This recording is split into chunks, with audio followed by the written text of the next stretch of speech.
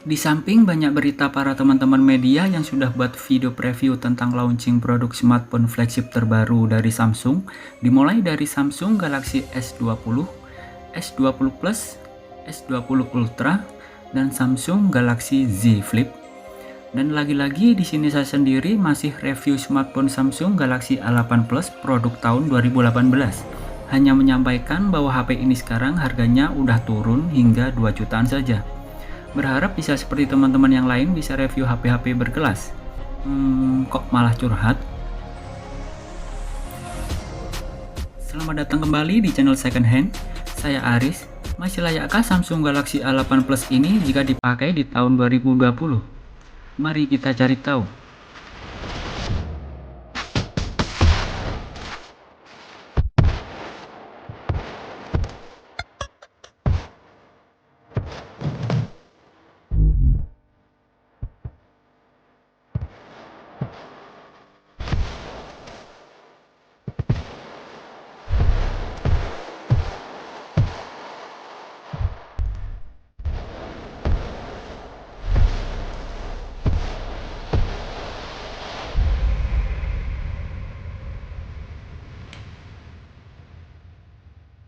Di awal tahun 2018 kemarin, Samsung pernah mengeluarkan produk smartphone-nya di kalangan kelas menengah ke atas, yaitu Samsung Galaxy A8 dan A8 Plus. Smartphone dengan bandrol harga yang hampir menyenggol harga di kelas flagshipnya Samsung pada eranya dulu, dengan harga 6,5 juta untuk versi A8 biasa, serta 8 juta untuk versi A8 Plus.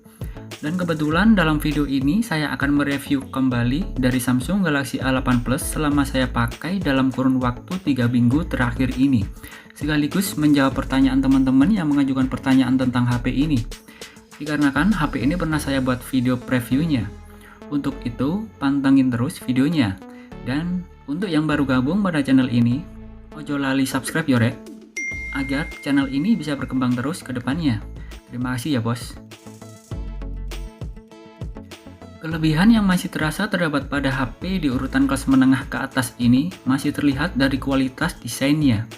Dengan mengusung bodi yang masih menyajikan kesan premium dengan material berbahan kaca yang sudah tercover dengan Corning Gorilla Glass 5 dan bingkai berbahan aluminium, terlihat masih sangat kokoh dan elegan meski HP ini berada di urutan kelas menengah ke atas dan sudah berumur 2 tahun.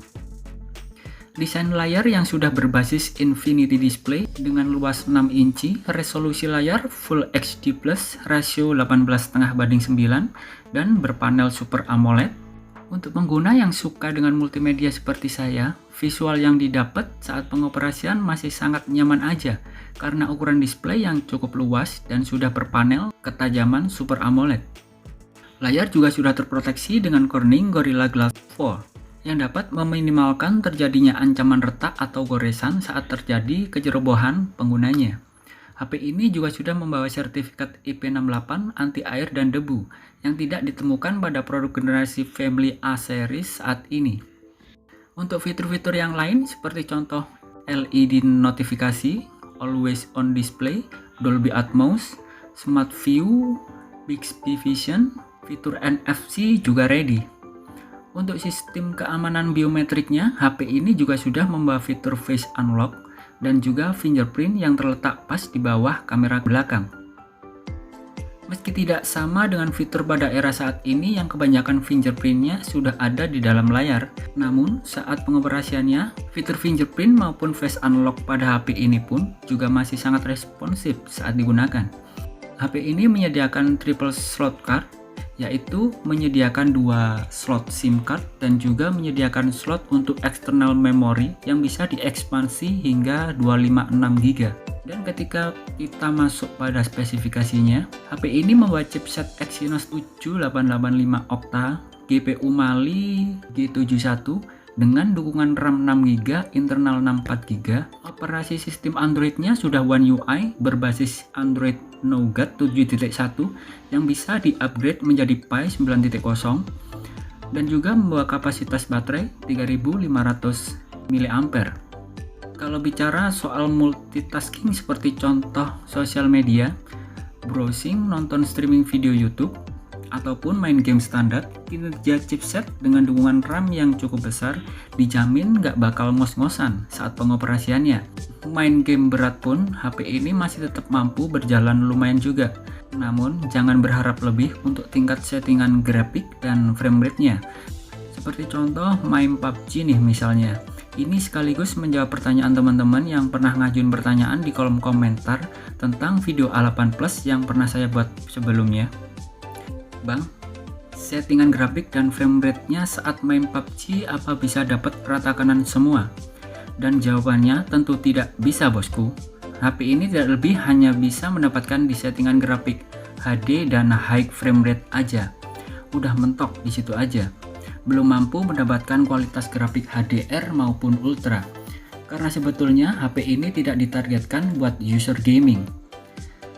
Dan ngomongin soal konsumsi baterainya, ketahanan baterai HP ini selama saya pakai 3 minggu ini bisa bertahan dari pagi sampai malam untuk pemakaian harian normal. Dan untuk pemakaian yang ekstrim, SOT yang saya dapat juga cukup bagus, bisa kuat sampai 5 hingga 6 jam. Mengapa saya bilang HP ini lumayan awet baterainya?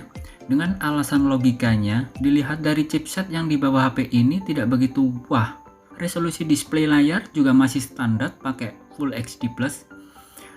Karena faktor utama pengaruh konsumsi baterai cepat habis bisa terjadi karena adanya komponen yang dibawanya seperti contoh tinggi rendahnya kinerja chipset dan resolusi layarnya. Oh iya, untuk pengisian daya, HP ini menggunakan USB Type-C dengan adaptor charger bawaan 18 watt. Cukup hanya dengan waktu 1,5 jam untuk pengisian daya baterai dimulai dari 1% hingga terisi penuh. Dan yang terakhir, masuk pada komponen kameranya.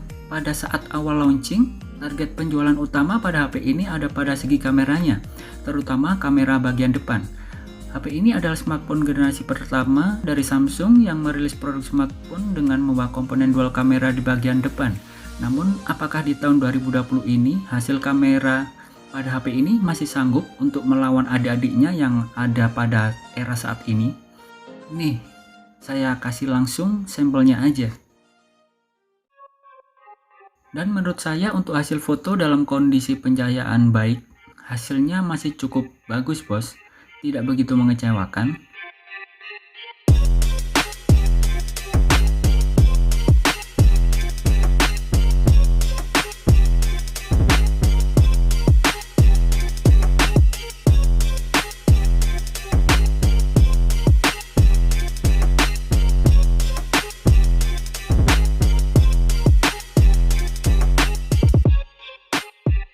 Untuk fitur bokeh atau live focus dan juga fitur slow motion pada kamera belakang tidak menyediakan. Ini menggunakan kamera belakang 16 megapiksel dengan resolusi Full HD. Seperti ini hasilnya.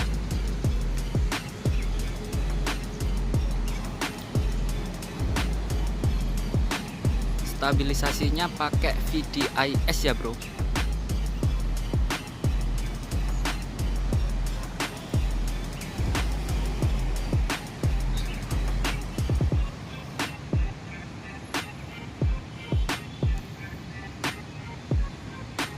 Seperti ini hasilnya.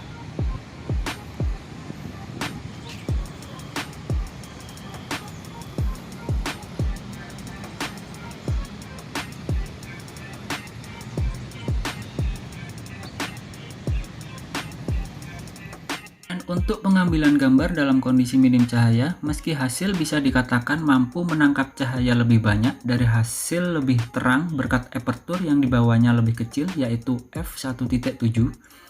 Hasilnya cukup terang sih, namun untuk detail gambarnya sudah berkurang banyak. Noise-nya pun juga sudah banyak yang merajalela. Lebih enaknya lagi kalian bisa nilai sendiri hasilnya.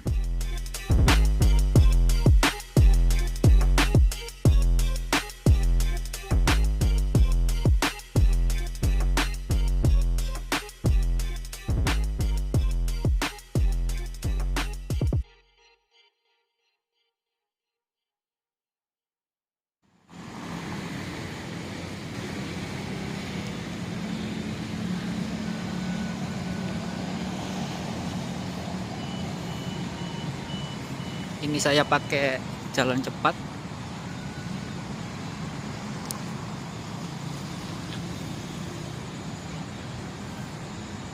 Seperti ini hasilnya.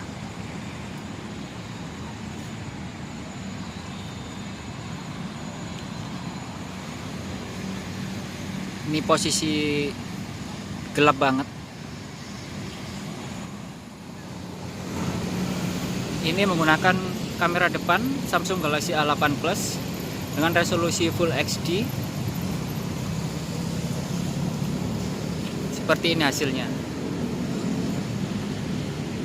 Noise-nya udah mulai kelihatan.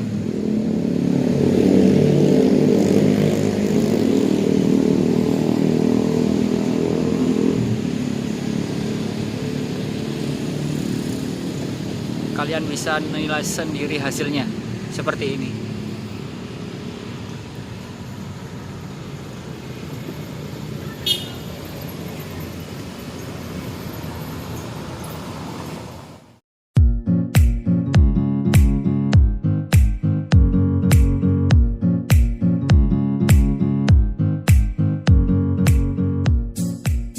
Untuk kesimpulan saya dari review Samsung Galaxy A8 Plus ini, kualitas desain masih sangat terlihat premium sampai saat ini menurut saya.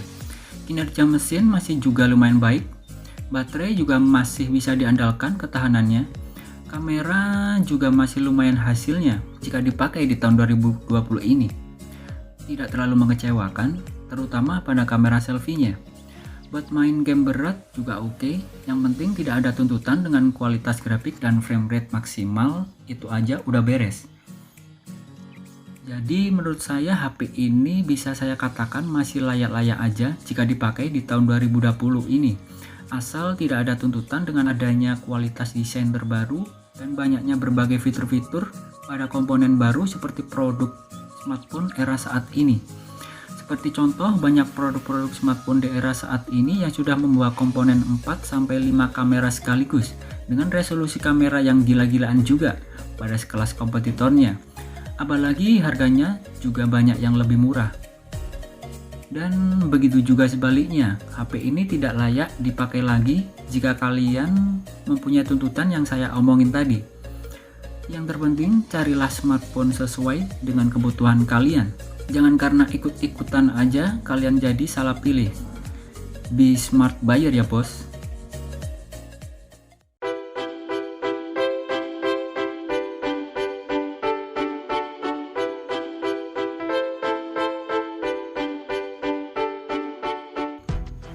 Sementara cukup sampai di sini dulu review tentang Samsung Galaxy A8 Plus ini selama saya pakai hampir 3 minggu terakhir ini. Dan terima kasih sudah nonton videonya. Semoga terjawab pertanyaan-pertanyaan kepada teman-teman yang menanyakan tentang smartphone ini. Jika ada kata yang salah mohon dibenarkan. Jika kalian suka dengan video ini, kalian bisa like, dislike aja jika tidak berkenan. Share juga ke teman-teman kalian jika perlu di-share. Second hand pamit undur diri dulu. Sampai jumpa di video selanjutnya. Selamat beraktivitas kembali dan bye.